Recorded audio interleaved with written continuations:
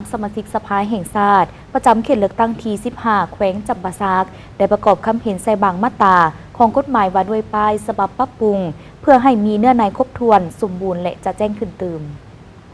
การดำเนินกองประชุมสมัยสามัญที่เก้าของสภาแห่งชาติสุริเก้าที่หากบผ่านมานี้ท่านนางบุญสุวรรณโพไซสนาศักดิ์สมาชิกสภาแห่งชาติประจำเขตเลือกตั้งที่15แขวงจำปาสักได้ประกอบคำเห็นใส่บางมาตราของกฎหมายว่าด้วยป้ายฉบับปรับปรุงซึ่งบางตอนท่านได้กล่าวว่าโดยพื้นฐานแล้วแม่นเห็นดีเป็นเอกภาพต่อกับเหตุผลและความจำเป็นของการปรับปรุงกฎหมายว่าด้วยป้ายเพื่อให้เวียกงานป้ายได้รับการจัดตั้งปฏิบัติอย่างถูกต้องมีความเป็นเอกภาพสามารถรักษาได้ลักษณะชาติก้าวหน้าและมหาชนสามารถเสริมโยงกับภาคพื้นและสากลปรับปรุงสายพัวพันการดำเนินธุรกิจเกี่ยวกับป้ายให้สอดคล้องแก้ไขการแบ่งขั้นคุ้มครองและเก็บรายรับวิชาการถอกเข้างบประมาณให้บรรลุตามคาดหมายแก้ไขการผลิตและการทำน้ำเข้าป้ายจากต่างประเทศที่เขียนตัวหนังสือบ่ถูกตามหลักไวยากรณ์ลาวสีสันของป้ายบ่สอดคล้องกับเอกลักษณ์วัฒนธรรมของลาวเคียงคู่กันก็เห็นว่ายังมีบางมาตราของกฎหมายที่ต้องได้ปรับปรุงเพื่อให้มีเนื้อในครบถ้วนสมบูรณ์และจะแจ้งขึ้นเติมแต่ข้าพเจ้าอยากแลกเปลี่ยนอยู่ในบางมาตรา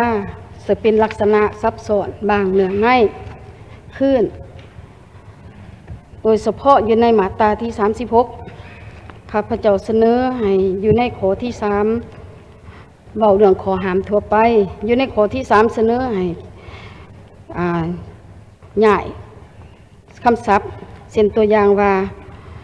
สร้างติดตั้งเคลื่อนย้ายและนำใส่โดยบ่ได้รับอนุญาตเนาะส่วนว่านำใส่ควรเอามาป้าไว้สุดท้ายของคำศัพท์ของเหนือในข้อนี้และอีกข้อที่5อยากเสนอว่าตื่มใส่ว่าปรับปรุงเปลี่ยนแปลงแล้วก็เนื้อในหูปการออกแบบของป้ายที่แตะต้องถึงต่อไปแล้วมาเบิ่งข้อที่8ของมาตรานี้อยู่ในข้อที่8นี่เสนอเขียนว่าให้หรือรับสินบุญทุกประเภทที่เป็นสื่อกลางเนาะส่วนว่าให้เป็นสื่อกลางในการเสนอตัดออกเลยเนาะเป็นไปได้บ่อันนั้นอยากได้เปลี่ยนนำคือแนวนั้นอีกจุดหนึ่งที่อยากได้เปลี่ยนอยู่ในมาตรา40อยู่ในมาตราที่10นี่ก็เห็นดีนำแต่ว่ารู้สึกว่าเขียนนี่ก็อยากเสนอให้เอาตัวสุดท้ายที่คำว่าเกี่ยวของหันออกได้บ่เปลี่ยนมาใส่ทั้งถ่ายของบรรดากระทรวงเนาะบรรดากระทรวงที่เกี่ยวของเพราะว่ากระทรวงนี่เฮาเลยมาระบุละเอียดแล้วอยู่ในมาตรา42 43เนาะอยู่ในข้อนี้หันเฮาบ่เขียนได้บ่มีแต่ว่าบรรดากระทรวงและองค์การปกครองส่วนว่าที่เกี่ยวของเห็นว่าบ่ควรจะเขียนใส่เบื้องสุดท้ายเนื่องจากมันโตใส่ว่าองค์การปกครองท้องถิ่นที่เกี่ยวของตามความเข้าใจว่ากองปกครองที่เกี่ยวขององค์การปกครองท้องถิ่นนี่เกี่ยวของวัตถุถูกแข็งเนาะฉะนั้นจึงว่าเอาที่เกี่ยวของมาใส่คะแนนการของขันศูนย์กลางเพราะว่าอยู่ในกฎหมายฉบับนี้หลายท่านก็มีคำเห็นไปแล้วว่ารู้สึกว่าการแบ่งขันระหว่างศูนย์กลางกับท้องถิ่นยังซับซ้อนอยู่อยากให้มันแจ้งบนว่าอยู่ศูนย์กลางนี่เป็นมหาภาค